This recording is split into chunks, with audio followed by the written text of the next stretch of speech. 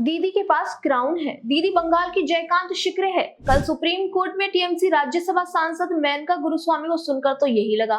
कहती है रानी खुद को आदेश नहीं दे सकती। ऐसे में कोर्ट ने सीधा सवाल पूछा कि यहाँ पर रानी कौन है? दीदी, ममता दीदी। माना बंगाल अभी भी 1970 के दशक में अटका हुआ है, लेकिन सीधा रानी।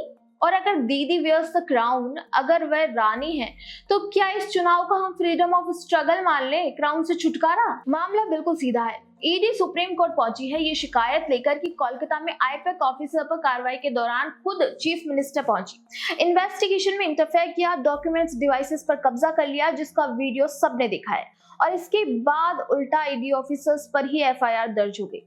अब ईडी सुप्रीम कोर्ट से पूछ रहा है कि इस पर एक्शन होगा या नहीं, लेकिन कोर्ट में सीधा जवाब देने के बजाय दीदी के वकील पूरा कॉन्स्टिट्यूशनल सिलेबस खोलकर बैठे हैं। Basic structure, constituent assembly debates, Ambedkar, Kesavananda Bharati, federalism, ऐसा लगा जिससे असली सवाल को जानबूझकर थ्योरी के जंगल में घुमा दिया जाए ताकि मुद्दा मतदान तक गायब ही हो जाए। मेनका गुरुस्वामी का कोर आर्गुमेंट यही था कि राज्य आर्टिकल 32 का इस्तेमाल नहीं कर सकता, फंडामेंटल राइट्स स्टेट्स के लिए नहीं होते।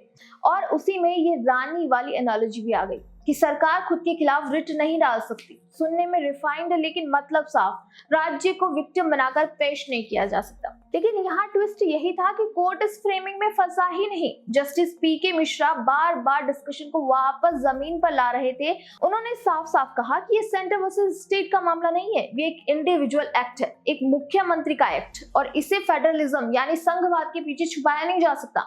यानी स्टेट की आड़ लेकर इंडिविजुअल रिस्पॉन्सिबिलिटी से भागना नहीं चलेगा।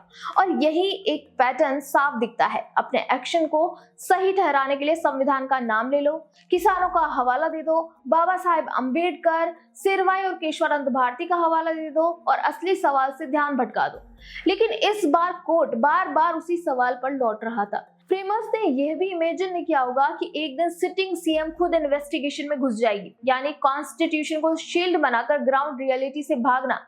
ये सही नहीं है। और फिर आया सबसे क्रूशियल मोमेंट, जब सिद्धार्थ लूथरा ने कहा कि ईडी को एफआईआर करवानी चाहिए थी, मजिस्ट्रेट के पास जाना चाहिए था, प्रॉपर प्रक्रिया फॉलो करनी चाहिए थी। तब जस्टिस मिश्रा ने पूरा नैरेटिव पलट दिया। उन्होंने कहा कि बंगाल में क्या हो रहा है ये सबको पता है, जुडिशियल ऑफिसर्स तक को हॉस्टेज बनाया गया और आप कह रहे हैं कि एफआईआर फाइल करो। एफआईआर करने से चीफ मिनिस्टर हॉस्टेजेस बन जाएंगे क्या? ये पूरी बहस की डायरेक्शन ही बदल गई। मतलब साफ था, ये कोई नॉर्मल राम वर्सेस श्याम का मामला नहीं है, ये एक्स्ट्रा ऑर्डिनरी सिचुएशन है।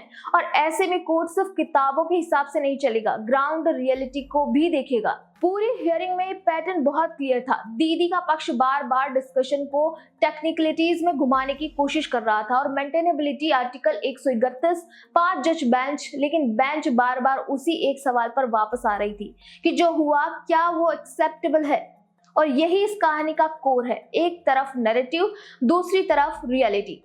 इसीलिए जब कहा जाता है कि when it rains it pours, तो ये सिर्फ पॉलिटिकल प्रेशर नहीं है, ये नैरेटिव प्रेशर भी है। क्योंकि कोर्ट रूम में क्राउन काम नहीं आता, वहां जवाब देना पड़ता है। और दीदी को जवाब मतदाताओं में भी देना होगा, क्योंकि आप इलेक्टेड सीएम है, कोई रानी नहीं, और हाँ, क्राउन पहनने वाली भी नहीं है आप। आपको ये वीडियो कैसा लगा हमें कमेंट करके जरूर बताइए। वीडियो पसंद आए तो लाइक, शेयर एंड सब्सक्राइब करना मत भूलिए।